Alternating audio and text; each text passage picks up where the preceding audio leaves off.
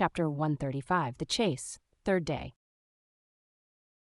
The morning of the third day dawned fair and fresh, and once more the solitary nightman at the foremast head was relieved by crowds of the daylight lookouts, who dotted every mast and almost every spar. "D'ye see 'em?" cried Ahab, but the whale was not yet in sight. In his infallible wake, though, but follow that wake, that's all. Helm there, steady, as thou goest, and hast been going. What a lovely day again. We're a new-made world, and made for a summer house to the angels. And this morning, the first of its throwing open to them, a fairer day could not dawn upon that world. Here's food for thought. Had Ahab time to think? But Ahab never thinks. He only feels. That's tingling enough for mortal man. To think's audacity. God only has that right and privilege. Thinking is, or ought to be, a coolness and a calmness, and our poor hearts throb, and our poor brains beat too much for that. And yet, I've sometimes thought my brain was very calm, frozen calm. This old skull cracks so, like a glass in which the contents turn to ice, and shiver it. And still this hair is growing now, this moment growing, and heat must breed it. But no, it's like that sort of common grass that will grow anywhere, between the earthy clefts of Greenland ice, or in Vesuvius lava. How the wild winds blow it! They whip it about me, as the torn shreds of split sails lash the tossed ship they cling to. A vile wind that has no doubt blown, ere this, through prison corridors, and cells, and wards of hospitals, and ventilated them, and now comes blowing hither as innocent as fleeces. Out upon it, it's tainted. Were I the wind, I'd blow no more on such a wicked, miserable world. I'd crawl somewhere, to a cave, and slink there. And yet, 'tis a noble and heroic thing, the wind. Whoever conquered it? In every fight it has the last and bitterest blow. Run. Tilting at it, and you but run through it. Ha! A coward wind that strikes stark naked men, but will not stand to receive a single blow. Even Ahab is a braver thing, a nobler thing than that. Would now the wind but had a body? But all the things that most exasperate and outrage mortal man, all these things are bodiless, but only bodiless as objects, not as agents. There's a most special, a most cunning, oh, a most malicious difference. And yet, I say again, and swear it now, that there's something all glorious and gracious in the wind. These warm trade winds, at least, that in the clear heavens blow straight on, in strong and steadfast, vigorous mildness, and veer not from their mark, however the baser currents of the sea may turn and tack, and mightiest Mississippis of the land swift and swerve about, uncertain where to go at last. And by the eternal poles, these same trades that so directly blow my good ship on, these trades, or something like them, something so unchangeable and full as strong, blow my keeled soul along. To it, aloft there, what do you see? Nothing, sir. Nothing, and noon at hand. The doubloon goes a-begging. See the sun. Aye, it must be so. I've oversailed him. How got the start? Aye, he's chasing me now. Not I, him. That's bad. I might have known it too. Fool. The lines, the harpoons he's towing. Aye, I have run him by last night. About! Come down, all of you. But the regular lookouts. Man the braces. Steering as she had done, the wind had been somewhat on the Pequod's quarter, so that now being pointed in the reverse direction, the braced ship sailed hard upon the breeze, as she rechurned the cream in her own white wake. Against the wind he now steers for the open jaw, murmured Starbuck to himself, as he coiled the new-hauled main brace upon the rail. God, keep us, but already my bones feel damp within me, and from the inside wet my flesh. I misdoubt me that I disobey my God in obeying him. "Stand by to sway me up," cried Ahab, advancing to the hempen basket. "We should meet him soon." "Aye, aye, sir," and straightway Starbuck did Ahab's bidding, and once more Ahab swung on high. A whole hour now passed, gold beaten out to ages. Time itself now held long breaths with keen suspense. But at last, some 3 points off the weather bow, Ahab descried the spout again, and instantly from the 3 mastheads 3 shrieks went up as if the tongues of fire had voiced it. "Forehead to forehead I meet thee, this 3rd time, Moby Dick. On deck there, brace sharper up, crowd her into the wind's eye. He's too far off to lower yet, Mr. Starbuck. The sails shake, stand over that helmsman with a top maul. So, he travels fast, and I must down. But let me have one more good round look aloft here at the sea. There's time for that. An old sight, and yet somehow so young. Aye, and not changed a wink since I first saw it, a boy, from the sand hills of Nantucket. The same to Noah as to me. There's a soft shower to leeward. Such lovely leewardings. They must lead somewhere, to something else than common land, more palmy than the palms. Leeward, the white whale goes that way. Look to windward then, the better if the bitterer quarter. But goodbye, old masthead. What's this, green? Aye, tiny mosses in these warped cracks. No such green weather stains on Ahab's head. There's the difference now between man's old age and matters. But I, old mast, we both grow old together. Sound in our hulls, though, are we not, my ship? Aye, minus a leg, that's all.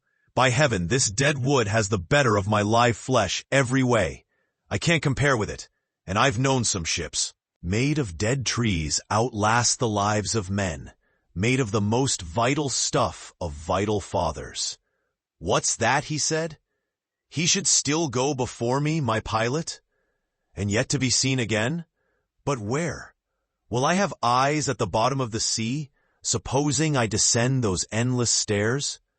And all night I've been sailing from him, wherever he did sink to. Aye, like many more, thou told direful truth, as touching thyself, O Parsee. But Ahab, there thy shot fell short. Goodbye. Masthead, keep a good eye upon the whale, the while I'm gone. We'll talk tomorrow, nay, tonight, when the white whale lies down there, tied by head and tail.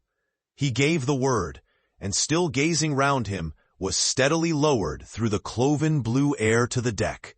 In due time, the boats were lowered, but as standing in his shallop's stern, Ahab just hovered upon the point of the descent, he waved to the mate, who held one of the tackle ropes on deck, and bade him pause. Starbuck? Sir? For the 3rd time my soul ship starts upon this voyage, Starbuck. Aye, sir, thou wilt have it so. Some ships sail from their ports, and ever afterwards are missing, Starbuck. Truth, sir, saddest truth. Some men die at ebb tide, some at low water, some at the full of the flood, and I feel now like a billow that's all one crested comb, Starbuck. I am old. Shake hands with me, man. Their hands met, their eyes fastened, Starbuck's tears the glue. Oh, my captain. My captain, noble heart, go not, go not. See, it's a brave man that weeps. How great the agony of the persuasion then. Lower away, cried Ahab, tossing the mate's arm from him. Stand by the crew. In an instant, the boat was pulling round close under the stern. The sharks, cried a voice from the low cabin window there. Oh, master, my master, come back. But Ahab heard nothing, for his own voice was high lifted then, and the boat leaped on. Yet the voice spake true, for scarce had he pushed from the ship, when numbers of sharks, seemingly rising from out the dark waters beneath the hull, maliciously snapped at the blades of the oars, every time they dipped in the water, and in this way accompanied the boat with their bites. It is a thing not uncommonly happening to the whale boats in those swarming seas.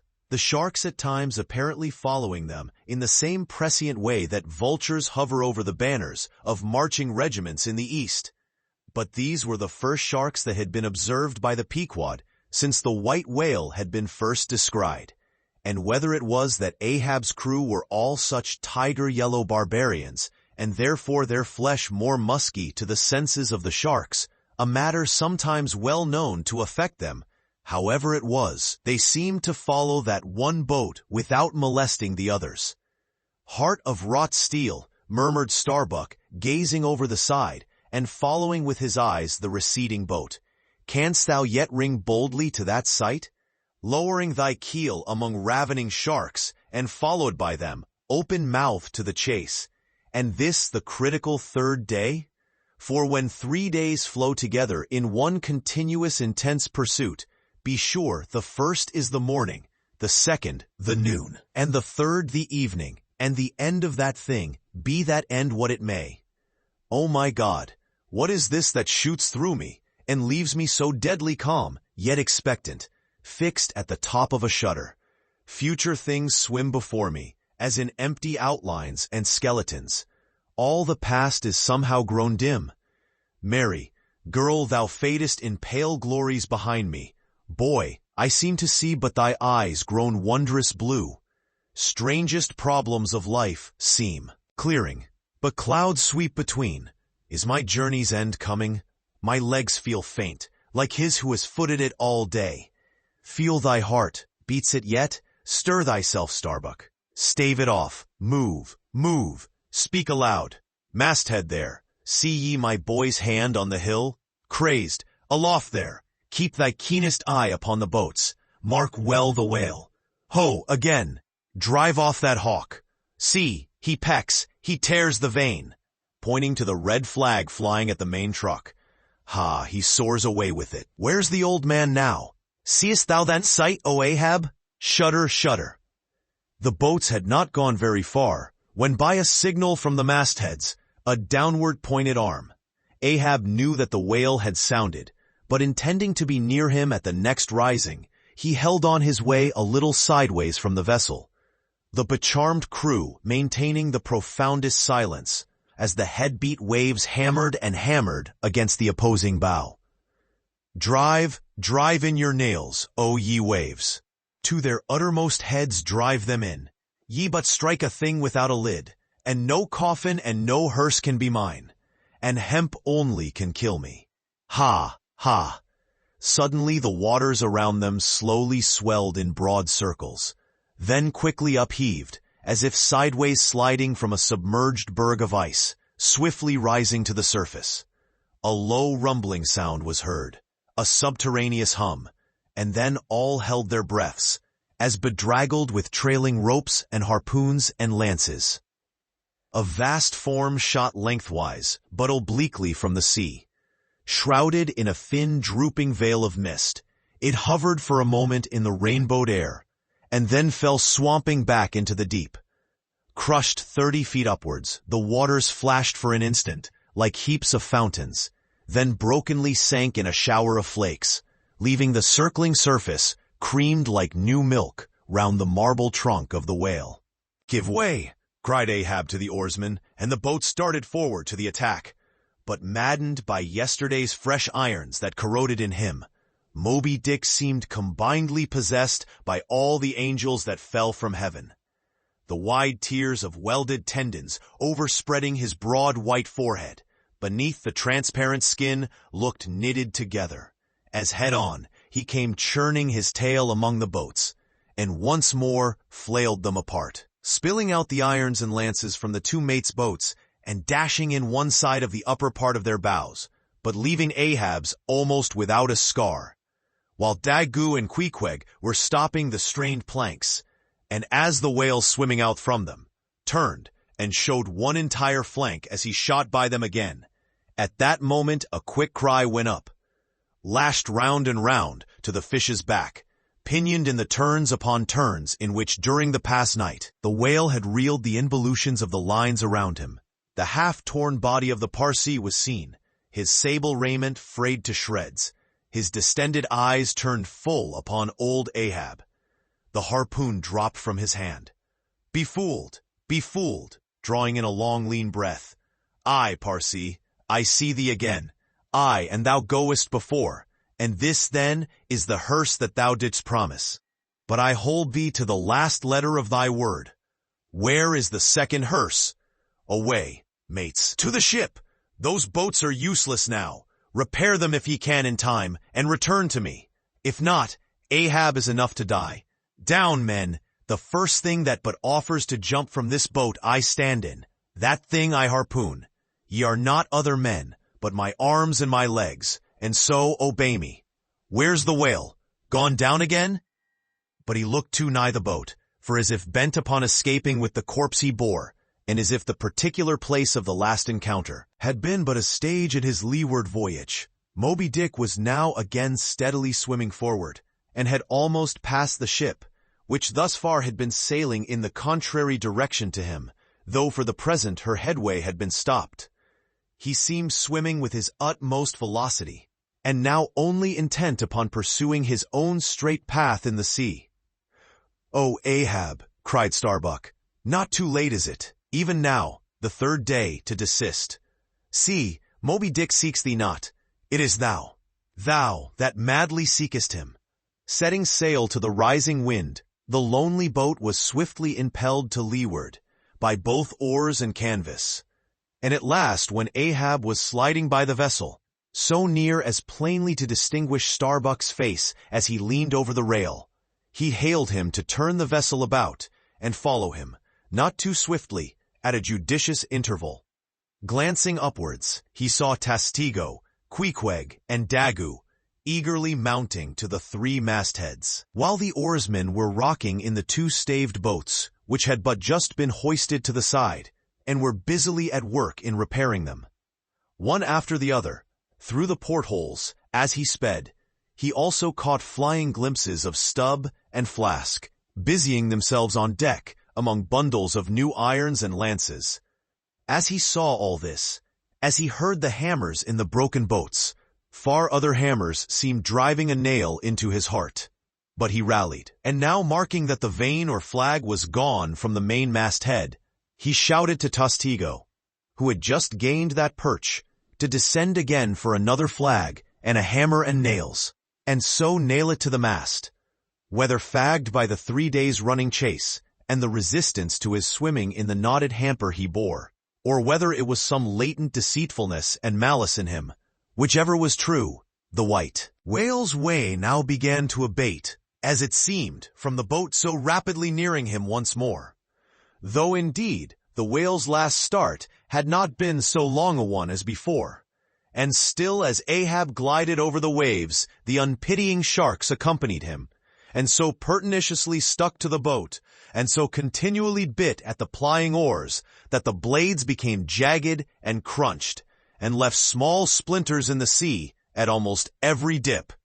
Heed them not, those teeth but give new rowlocks to your oars. Pull on, 'tis the better rest, the shark's jaw than the yielding water.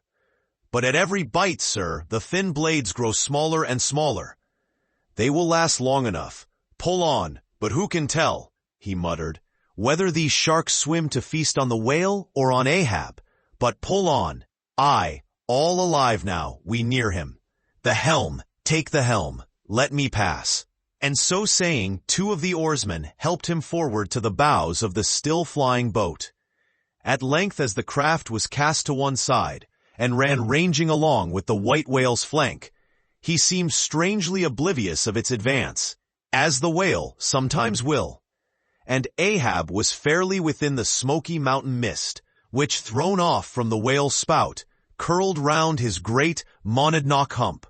He was even thus close to him, when, with body arched back, and both arms lengthwise high lifted to the poise, he darted his fierce iron, and his far fiercer curse into the hated whale.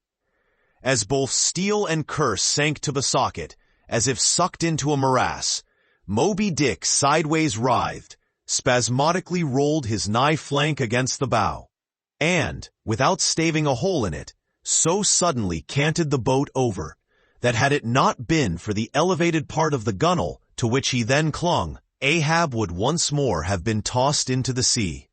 As it was, 3 of the oarsmen, who foreknew not the precise instant of the dart, and were therefore unprepared for its effects, these were flung out, but so fell that in an instant 2 of them clutched the gunwale again, and rising to its level on a combing wave, hurled themselves bodily inboard again.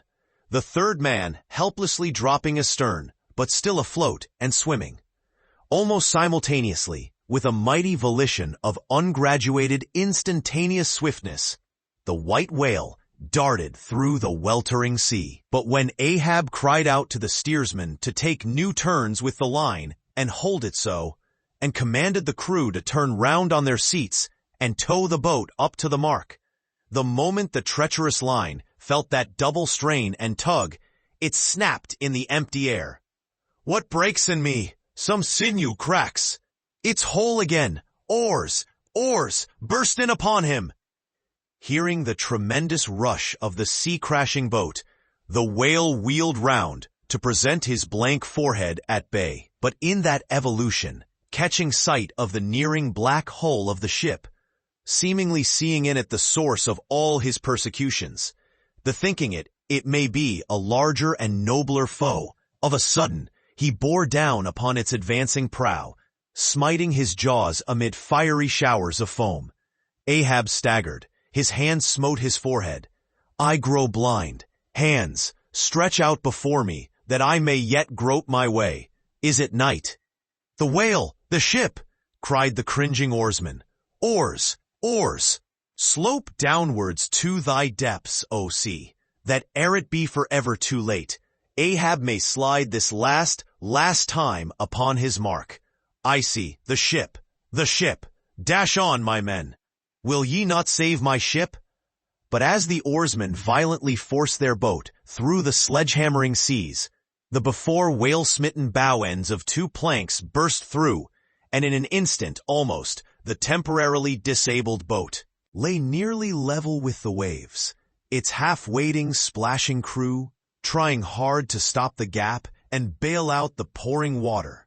Meantime, for that one beholding instant, Tashtego's masthead hammer remained suspended in his hand, and the rent flag, half wrapping him as with a plaid, then streamed itself straight out from him, as his own forward-flowing heart, while Starbuck and Stubb, standing upon the bowsprit beneath, caught sight of the down-coming monster just as soon as he. "The whale! The whale! Up helm! Up helm! Oh, all ye sweet powers of air, now hug me close. Let not Starbuck die, if die he must, in a woman's fainting fit. Up helm, I say, ye fools, the jaw, the jaw! Is this the end of all my bursting prayers? All my lifelong fidelities? O Ahab, Ahab, lo thy work! Steady, helmsman, steady! Nay, nay, up helm again! He turns to meet us. Oh, his unappeasable brow drives on towards one whose duty tells him he cannot depart. My God, stand by me now. Stand not by me, but stand under me, whoever you are that will now help Stubb, for Stubb too sticks here. I grin at thee, thou grinning whale. Whoever helped Stubb or kept Stubb awake but Stubb's own unwinking eye? And now poor Stubb goes to bed upon a mattress that is all too soft. Would it were stuffed with brushwood. I grin at thee, thou grinning whale. Look ye, sun, moon, and stars. I call ye assassins of as good a fellow as ever spouted up his ghost. For all that, I would yet ring glasses with ye, would ye but hand the cup. Oh, oh, oh, thou grinning whale! But there'll be plenty of gulping soon. Why fly ye not, O Ahab? For me, off shoes and jacket to it. Let Stubb die in his drawers. A most mouldy and oversalted death, though. Cherries, cherries, cherries. Oh, flask, for one red cherry ere we die. Cherries? I only wish that we were where they grow. Oh, Stubb, I hope. My poor mother's drawn my part pay ere this. If not, few coppers will now come to her, for the voyage is up. From the ship's bows, nearly all the seamen now hung inactive. Hammers, bits of plank, lances, and harpoons, mechanically retained in their hands, just as they had darted from their various employments, all their enchanted eyes intent upon the whale, which from side to side, strangely vibrating his predestinating head, sent a broad band of overspreading semicircular foam before him as he rushed.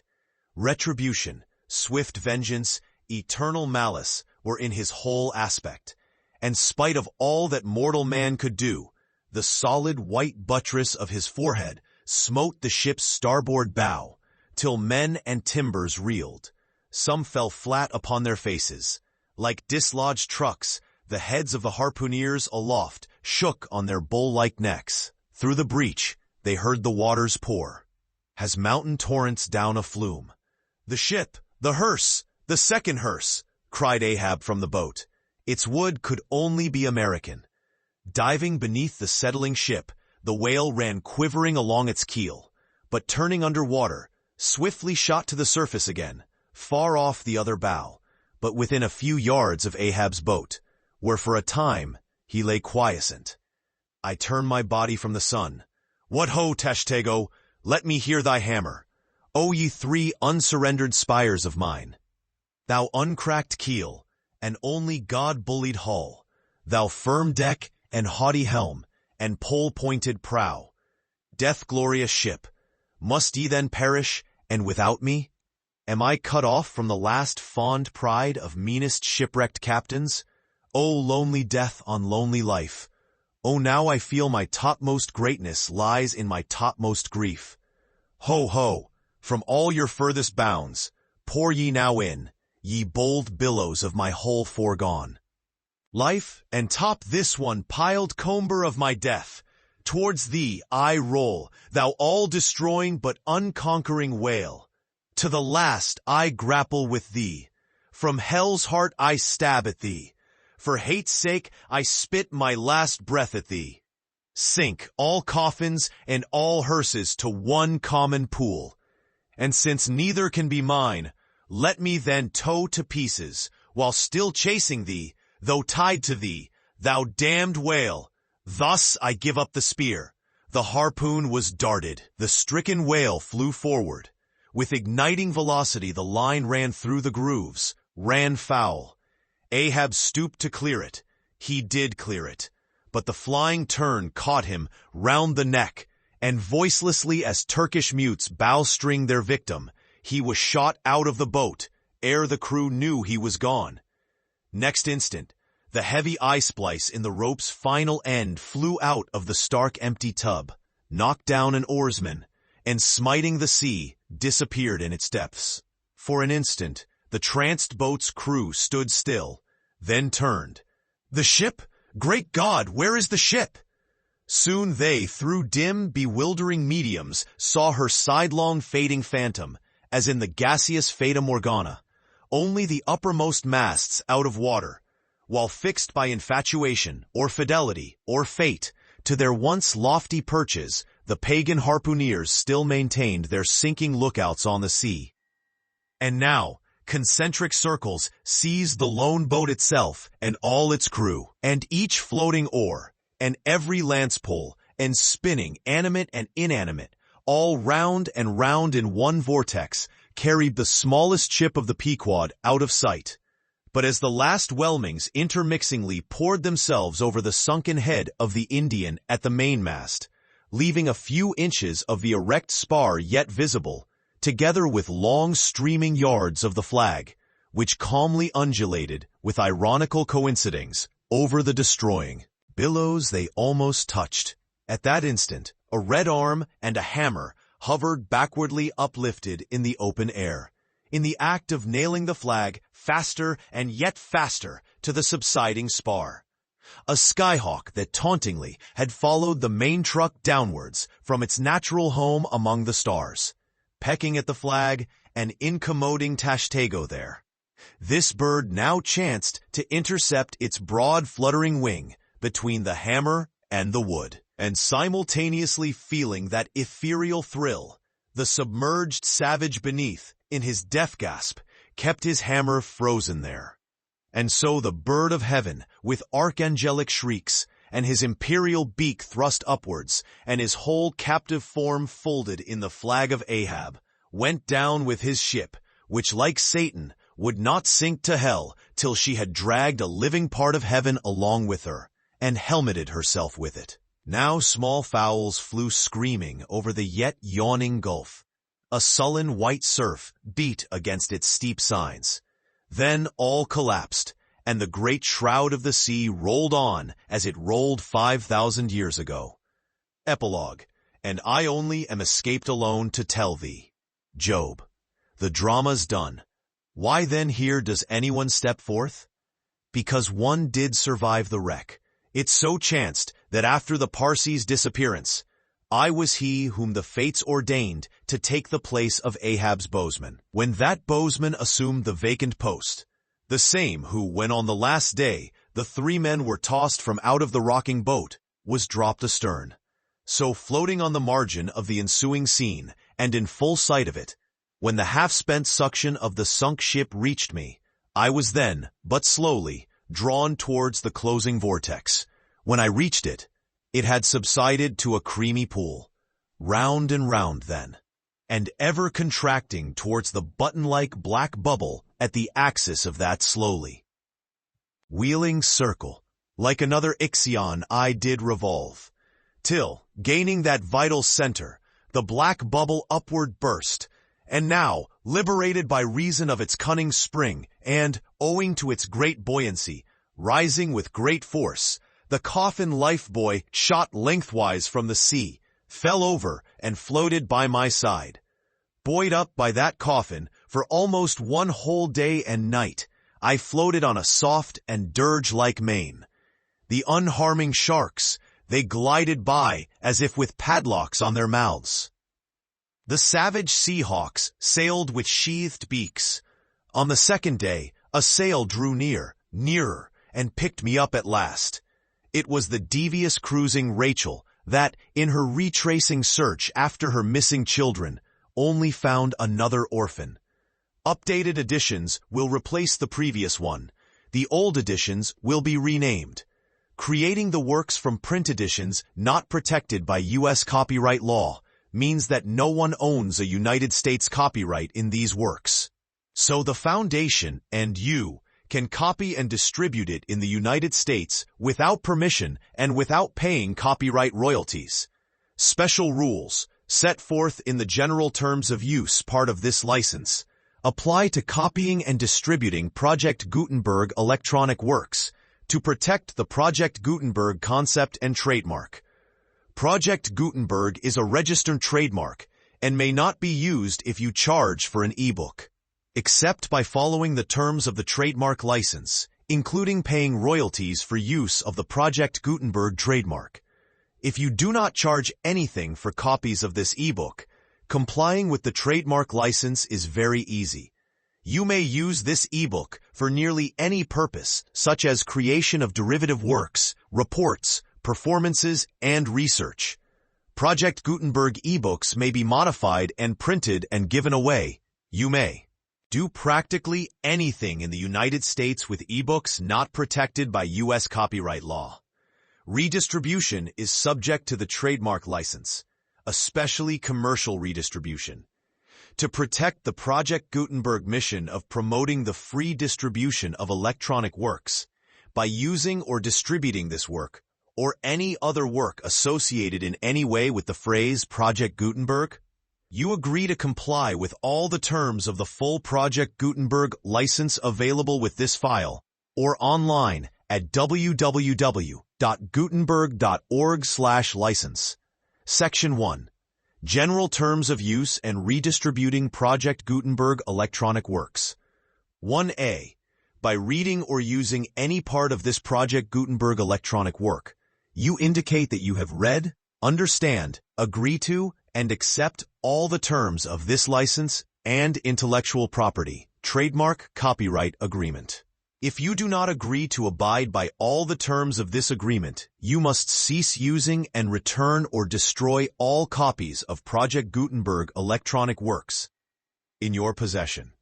If you paid a fee for obtaining a copy of or access to a Project Gutenberg electronic work, and you do not agree to be bound by the terms of this agreement, you may obtain a refund from the person or entity to whom you paid the fee as set forth in paragraph 1E8. 1B. Project Gutenberg is a registered trademark. It may only be used on or associated in any way with an electronic work by people who agree to be bound by the terms of this agreement. There are a few things that you can do with most Project Gutenberg electronic works, even without complying with the full terms of this agreement. See paragraph 1C below. There are a lot of things you can do with Project Gutenberg electronic works if you follow the terms of this agreement and help preserve free future access to Project Gutenberg. Electronic works. See paragraph 1.E below. 1.C. The Project Gutenberg Literary Archive Foundation, the Foundation or PGLAF, owns a compilation copyright in the collection of Project Gutenberg electronic works. Nearly all the individual works in the collection are in the public domain in the United States. If an individual work is unprotected by copyright law in the United States, and you are located in the United States, we do not claim a right to prevent you from copying, distributing, performing, displaying, or creating derivative works based on the work, as long as all references to Project Gutenberg are removed. Of course, we hope that you will support the Project Gutenberg mission of promoting free access to electronic works by freely sharing Project Gutenberg works in compliance with the terms of this agreement for keeping the Project Gutenberg name associated with the work. You can easily comply with the terms of this agreement by keeping this work in the same format with its attached full Project Gutenberg license when you share it without charge with others. 1.D. The copyright laws of the place where you are located also govern what you can do with this work. Copyright laws in most countries are in a constant state of change.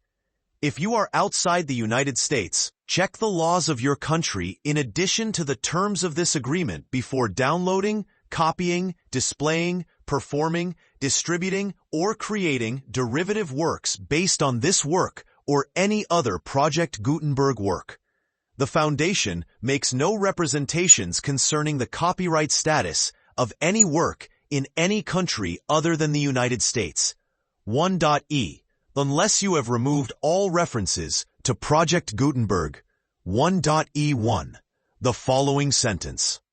With active links to or other immediate access to the full Project Gutenberg license must appear prominently whenever any copy of a Project Gutenberg work, any work on which the phrase Project Gutenberg appears, or with which the phrase Project Gutenberg is associated, is accessed, displayed, performed, viewed, copied, or distributed.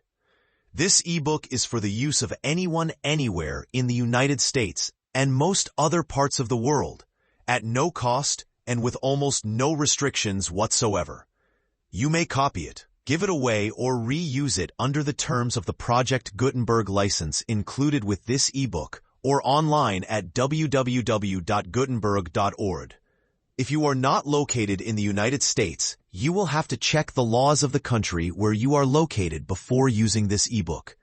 1E2.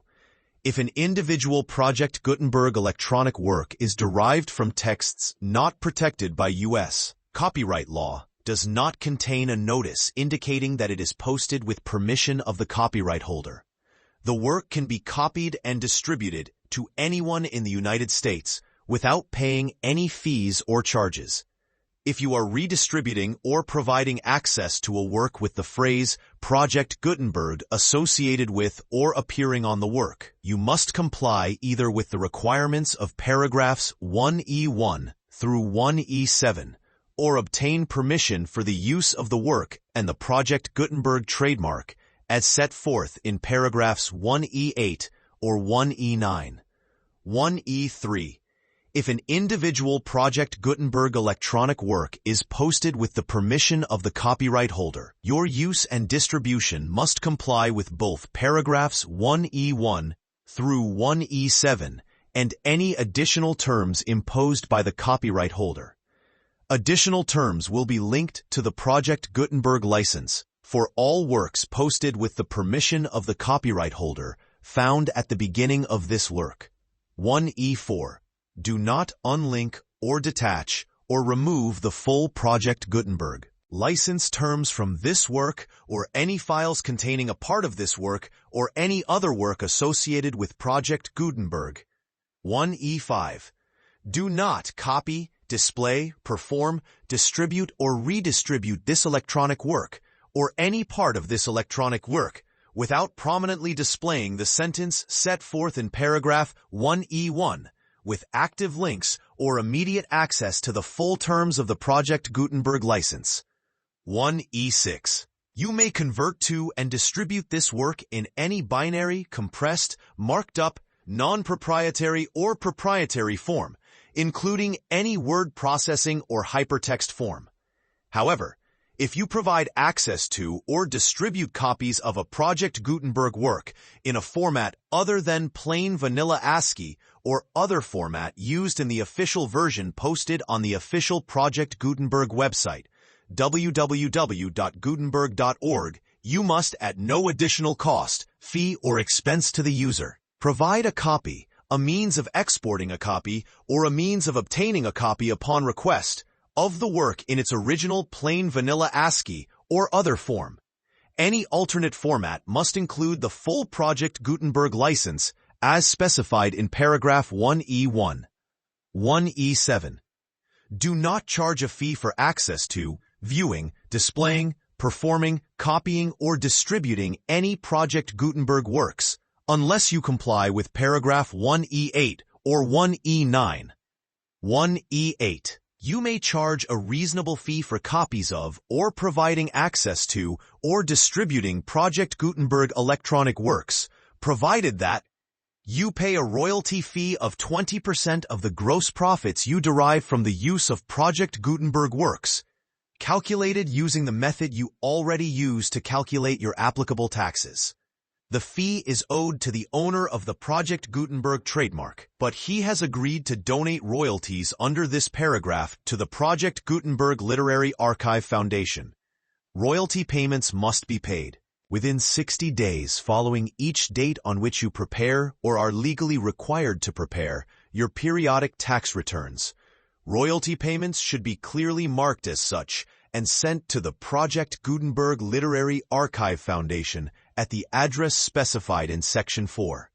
Information about donations to the Project Gutenberg Literary Archive Foundation.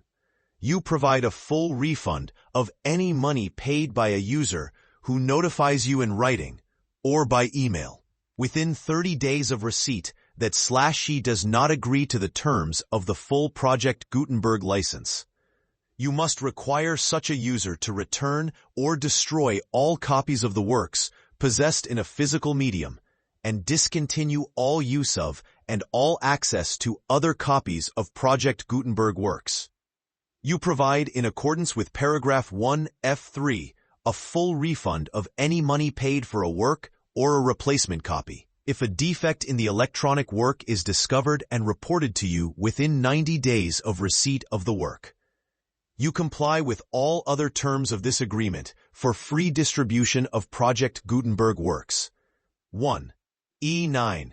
If you wish to charge a fee or distribute a Project Gutenberg electronic work or group of works on different terms than are set forth in this agreement, you must obtain permission in writing from the Project Gutenberg Literary Archive Foundation, the manager of the Project Gutenberg trademark. Contact the Foundation as set forth in Section 3 below. 1F1. Project Gutenberg volunteers and employees expend considerable effort to identify, do copyright research on, transcribe, and proofread works not protected by U.S. copyright law in creating the Project Gutenberg collection. Despite these efforts, Project Gutenberg electronic works and the medium on which they may be stored may contain defects such as, but not limited to, incomplete, inaccurate, or corrupt data, transcription errors, a copyright or other intellectual property infringement, a defective or damaged disk or other medium, a computer virus, or computer codes that damage or cannot be read by your equipment. 1F2. Limited warranty, disclaimer of damages.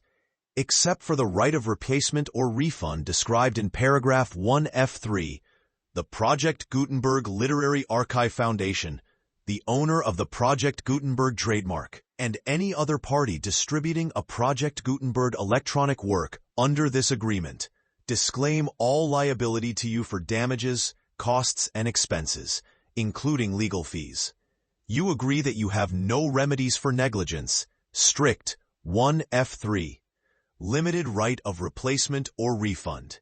If you discover a defect in this electronic work within 90 days of receiving it, you can receive a refund of the money, if any. You paid for it by sending a written explanation to the person you received the work from. If you receive the work on a physical medium, you must return the medium with your written explanation. The person or entity that provided you with the defective work may elect to provide a replacement copy in lieu of a refund. If you receive the work electronically, the person or entity providing it to you may choose to give you a second opportunity to receive the work electronically in lieu of a refund. If the second copy is also defective, you may demand a refund in writing without further opportunities to fix the problem. 1F4. Except for the limited right of replacement or refund set forth in paragraph 1F3, this work is provided to you as is, with no 1F5. Some states do not allow disclaimers of certain implied warranties or the exclusion or limitation of certain types of damages. If any disclaimer or limitation set forth in this agreement violates the law of the state applicable to this agreement, the agreement shall be interpreted to make the maximum disclaimer or limitation permitted by the applicable state law. The invalidity or unenforceability of any provision of this agreement shall not void the remaining provisions. 1F6. Indemnity.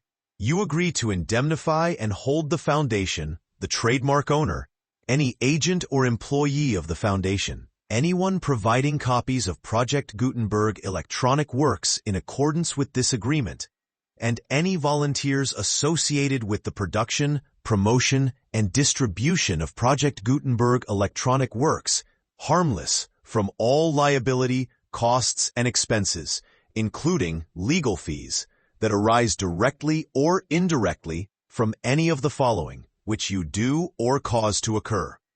A. Distribution of this or any Project Gutenberg work. B. Alteration, modification, or additions or deletions to any Project Gutenberg work. And C. Any defect you cause. Section 2. Information about the mission of Project Gutenberg. Project Gutenberg is synonymous with the free distribution of electronic works in formats readable by the widest variety of computers, including obsolete, old, middle-aged, and new computers. It exists because of the efforts of hundreds of volunteers and donations from people in all walks of life.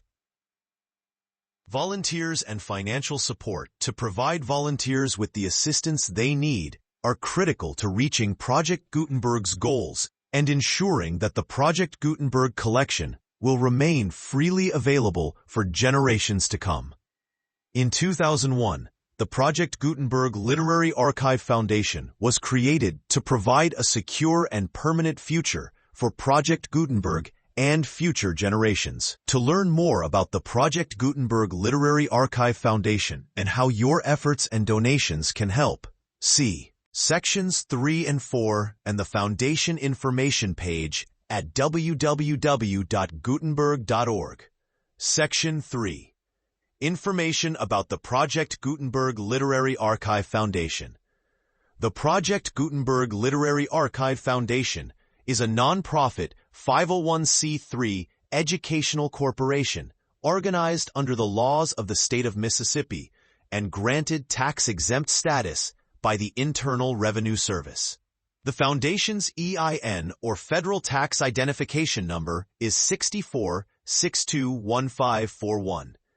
Contributions to the Project Gutenberg Literary Archive Foundation are tax-deductible to the full extent permitted by U.S. federal laws, and your state's laws. The Foundation's business office is located at 809 North, 1500 West, Salt Lake City, Utah, 84116, 801-596-1887. Email contact links and up-to-date contact information can be found at the Foundation's website and official page at www.gutenberg.org/contact. Section 4. Information about donations to the Project Gutenberg Literary Archive Foundation.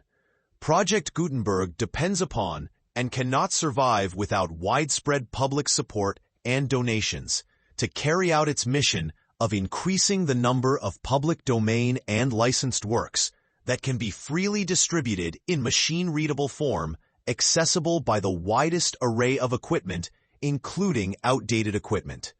Many small donations, $1 to $5,000, are particularly important to maintaining tax-exempt status with the IRS. The Foundation is committed to complying with the laws regulating charities and charitable donations in all 50 states of the United States. Compliance requirements are not uniform, and it takes a considerable effort, much paperwork, and many fees to meet and keep up with these requirements. We do not solicit donations in locations where we have not received written confirmation of compliance. To send donations or determine the status of compliance for any particular state, visit www.gutenberg.org/donate. While we cannot and do not solicit contributions from states where we have not met the solicitation requirements, we know of no prohibition against accepting unsolicited donations from donors in such states who approach us with offers to donate. International donations are gratefully accepted, but we cannot make any statements concerning tax treatment of donations received from outside the United States. Laws alone swamp our small staff. Please check the Project Gutenberg web pages for current donation methods and addresses. Donations are accepted in a number of other ways, including checks, online payments, and credit card donations. To donate, please visit www.gutenberg.org/donate. Section 5. General information about Project Gutenberg Electronic Works, Professor Michael S. Hart was the originator of the Project Gutenberg concept of a library of electronic works that could be freely shared with anyone. For 40 years, he produced and distributed Project Gutenberg ebooks with only a loose network of volunteer support. Project Gutenberg ebooks are often created from several printed editions, all of which are confirmed as not protected by copyright in the U.S. unless a copyright notice is included. Thus, we do not necessarily keep ebooks in compliance with any particular paper edition. Most people start at our website, which has the main PG search facility, www.gutenberg.org. This website includes information about Project Gutenberg, including how to make donations to the Project Gutenberg Literary Archive Foundation, how to help produce our new ebooks, and how to subscribe to our email newsletter to hear about new ebooks.